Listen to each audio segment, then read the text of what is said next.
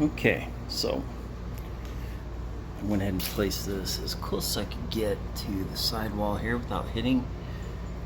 When I close this, I have a good, let's call it, roughly a ½ inch gap between the side, and that's exactly what I want. So next thing I'm going to do is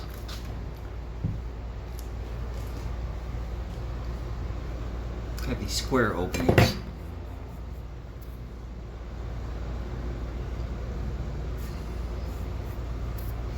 And what I'm going to do is I'm going to use carriage bolts with that shape on there. So I'm going to mark my holes. Then I'm going to drill through. Now I'll put the carriage bolts through there. They'll lock on to that side, and then I can go underneath and tighten them up. So that's the plan. Okay, so now that we have this in place, we want to measure the distance from the wall to the edge, and then the wall to the edge of the tray. Once we have that, next we're going to mark where the holes are supposed to be with a pencil. All I'm doing is going right down the center, going halfway both ways to mark the center position.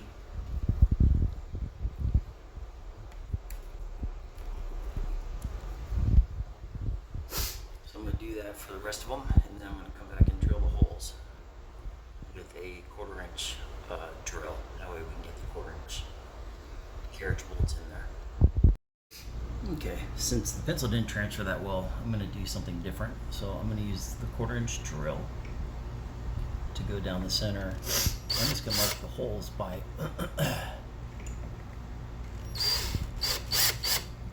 doing a miniature little pilot hole.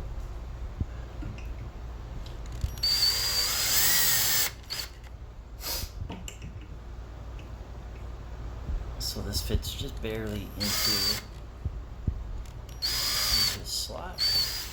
So I'll do the rest of those, and then I will drill them through. Okay, so now that I've marked my holes, it's a little bit difficult to see because of the floor, but there they are on this side. And then, of course, the other side. I'm going to drill all the way through the plywood, just keeping it as straight as possible. Rushing on this step doesn't make a lot of sense.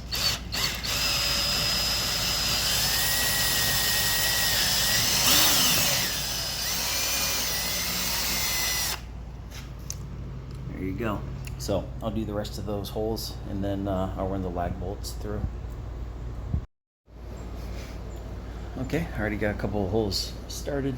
I'm going to go ahead and move on to the next 6 holes. Remember, get it as straight as you can get it.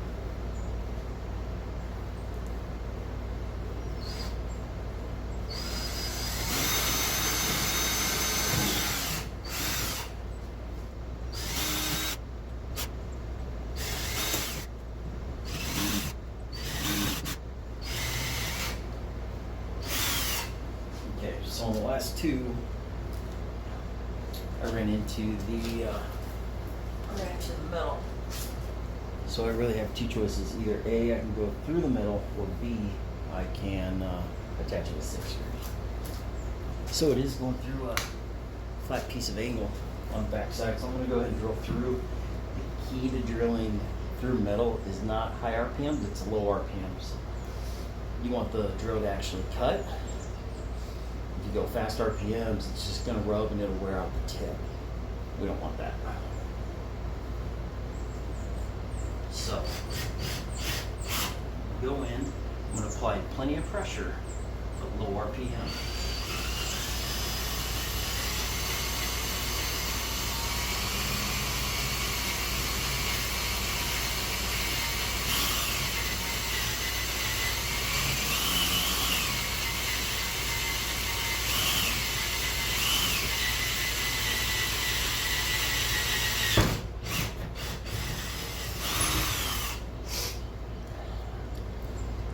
So hopefully that can focus on that, but yeah, it's going to be perfect.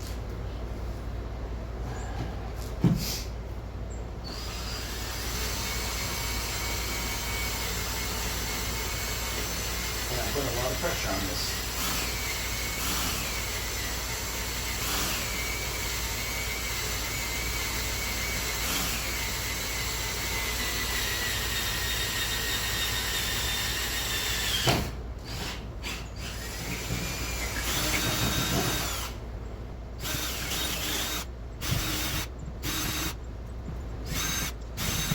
Just making sure the holes are all clean. Okay, now I'm just going to use my brush. Just an old paintbrush. I'm going to sweep all the shavings out.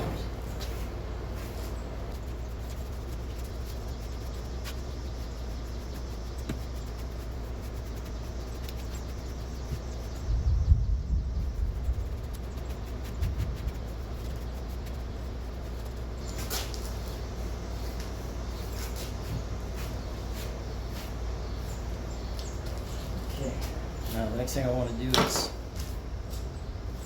I want to test fit everything. So I'm going to put the drawer back on it. Then I'll run the light bolts through. You can get a mosquito or two while I'm at it.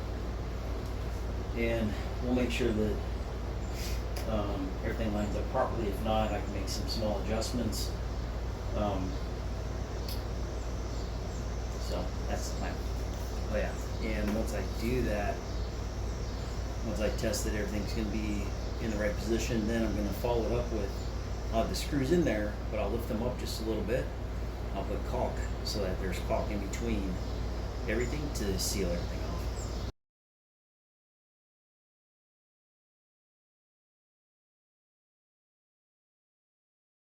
Now we're underneath the trailer. Well, working on it. I'm going to wipe off the caulk on all of these.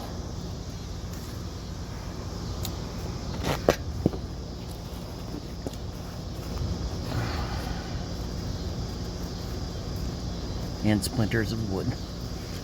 And then got a bunch of bolts and nuts and stuff. And then I'm going to take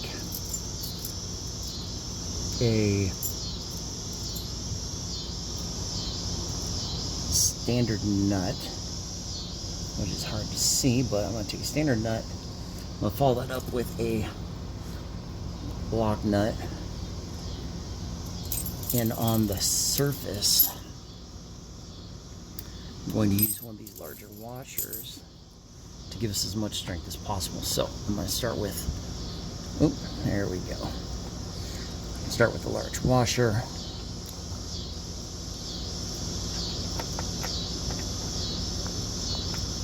So with the standard nuts, I can screw it all the way up with my fingers, or at least I should be able to. That's the hope.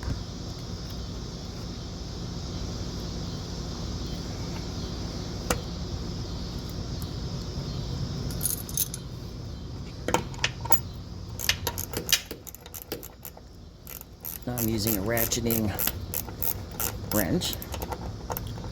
So what I'm going to do is I'll do this for all 8, and then we'll come back with lock washers, and that will make this nice and solid. This thing won't go anywhere.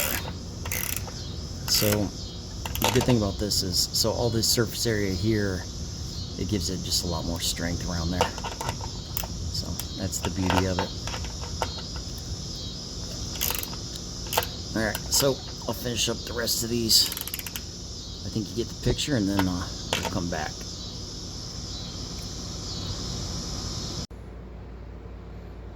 Okay, so now that we have this all fully installed,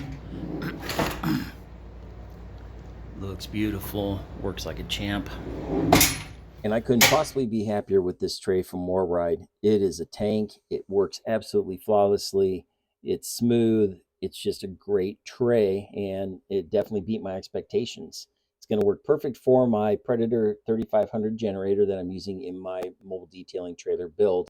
Thank you very much for watching. I really do appreciate it. I hope you're having a great day. and or night. And please don't forget to like and subscribe if you'd like to see more of the trailer build and other videos. Have a great day and take care.